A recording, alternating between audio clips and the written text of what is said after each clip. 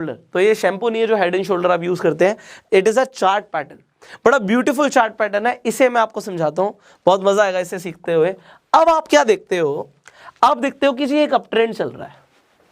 I hope आप bore ना हो रहे हो, बिकॉज मैं ट्राई कर रहा हूँ कि जितनी जल्दी आपको समझा पाऊँ, क्योंकि अगर मैं इसे आपको ये चार्ट पैटर्न समझाने बैठूंगा तो 3 वीडियोस की जगह 30 वीडियोस भी बना सकता हूँ, तो आपको बहुत टाइम लग सकता है। तो मैं ट्राई कर रहा हूँ कि एक वीडियो थोड़ी सी लंबी बन जाए, बट आपको कम वीडियोस में ज़्यादा कॉन्सेप्ट्स क्लियर हो जाए। सो हेड एंड शोल्डर को समझते हैं, एक अप ट्रेंड बनता है और प्राइस यहाँ पे आके इसे रेजिस्टेंस मिल जाता है, बट रेजिस्टेंस के बाद दोबारा से प्राइस नीचे गिरता है और यहाँ पे आके इसे एक सपोर्ट मिलता है। तो अब आपने यहाँ तक देखा, आपको अभी तक कुछ नहीं समझ आएगा आपको, क्योंकि चार्ट पैटर्न अभी बनना शुरू हुआ है। इसके बाद प्राइस दोबारा से ऊपर जाता है, आपको यहाँ पे ही ये जो आपका रेजिस्टेंस लेवल था ये ब्रेक हुआ है, ठीक है। यहाँ पे भी कुछ लोग ट्रेड कर सकते थे, तो यहाँ पे जब ब्रेक हुआ है, ब्रेक होने के बाद व्हाट हैपेंड, इसे समझिए हुआ क्या है इसके बाद। तो यहाँ पे जब ब्रेकआउट हुआ उसके बाद प्राइस और ऊपर गया और उसने जाके एक रेजिस्टेंस और टच किया, तो this was your R1, that was your R2। जब वो ऊपर पहुंच गया, एक बार और ऊपर पहुंच गया, यहाँ पे जाके उसे दोबारा से रेजिस्टेंस मिला, प्राइस यहाँ से दोबारा नीचे आता है। अब कहाँ तक नीचे आएगा, आपको एक सपोर्ट जोन मिला हुआ है, तो वो सपोर्ट जोन उसका नेकलाइन है, वो नेकलाइन पर दोबारा नीचे आया। इसने ब्रेकआउट यहाँ पर नहीं दिया, इसने दोबारा से क्या किया, सपोर्ट पे आके बाउंस बैक किया। अब बाउंस बैक आप क्या देखते हो यार, जो आपने पहले R1 लिया था ये आपके फर्स्ट रेजिस्टेंस पे ही आके इसे दोबारा से यहाँ पे रेजिस्टेंस मिल गया, जो आपका R1 था वहां पे दोबारा से रेजिस्टेंस मिल गया, वो R2 तक पहुंचा ही नहीं, प्राइस जब यहाँ से नीचे जा रहा है।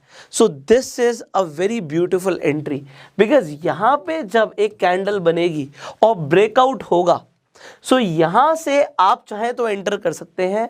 अगेन इसके आप हाई का स्टॉप लॉस लेके एंटर कर सकते हैं। अब जब प्राइस नीचे जाता है वो दोबारा से रिटेस्ट करने के लिए ऊपर आ सकता है, बट जब प्राइस नीचे जाएगा ये आपके लिए ट्रेंड रिवर्सल का सिग्नल है।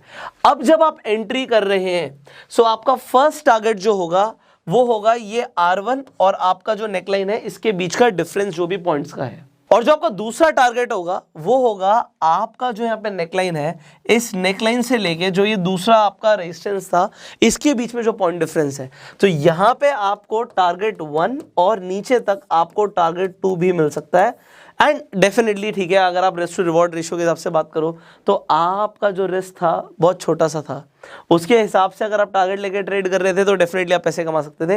बट आप अगर ट्रेलिंग स्टॉप लॉस का यूज करोगे तो आपको टारगेट 1 कभी कभी टारगेट 2 भी मिल सकता है। So this is very nice. अगर आपको हेड एंड शोल्डर पैटर्न अभी समझ आ गया, इसे मैं आपको चार्ट पर दिखाता हूं। जब चार्ट पर बनता है तो आपको बिल्कुल इतना क्लीन नहीं दिखेगा। अब आप यहां पर देखिए, आपको जो बड़ा सिंपल सा यहां पे दिख रहा है कि जो हेड एंड शोल्डर है इसमें लेफ्ट साइड में एक शोल्डर है, राइट साइड में एक शोल्डर और बीच में हेड है।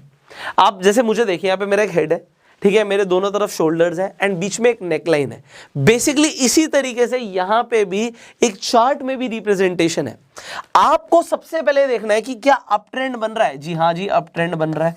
तो यहां पे एक अप ट्रेंड बना, यहां पे प्राइस को आके रेजिस्टेंस मिली, दिस वाज योर R1, यहां पे रेजिस्टेंस मिल गया, प्राइस दोबारा से नीचे गिरा, वो एक सपोर्ट लेवल पर आके गिर गया।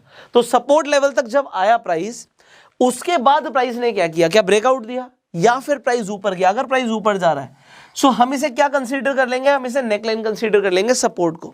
अब यहां पर आपको लगा होगा प्राइस थोड़ा सा नीचे आता है फिर ऊपर जाता है, फिर ऐसे आपको दिख रहा है, जो इट इज ओके, वो हेड ही है आपका। सो हमें बेसिकली क्या देखना है, हमें देखना होता है यहां पे आके जो इसका R2 है, ये जो रेजिस्टेंस है ये ब्रेक हुआ या नहीं हुआ। अगर वो उसके आसपास भी घूम रहा है ना, मान लो ये ऐसे ऐसे भी घूम रहा होता, it was again your head, क्योंकि उसने ब्रेक नहीं किया आपके दूसरे रेजिस्टेंस को। उसके बाद से यहां से सेलर्स एक्टिवेट हो गए। अब सेलर्स जब बेचते हैं तो प्राइस गिरता है, प्राइस नीचे गिरा, बट आपको पता है कहां तक गिरेगा, कहां तक गिरेगा, उसके सपोर्ट तक, जो है उसका नेकलाइन। जो ये नेकलाइन है यहां पे बायर्स बैठे होते हैं, ठीक है, बायर्स बैठे हैं। अब बायर्स दोबारा से खरीदना शुरू करते हैं, जब दोबारा खरीदते हैं तो प्राइस दोबारा बढ़ना शुरू होता है।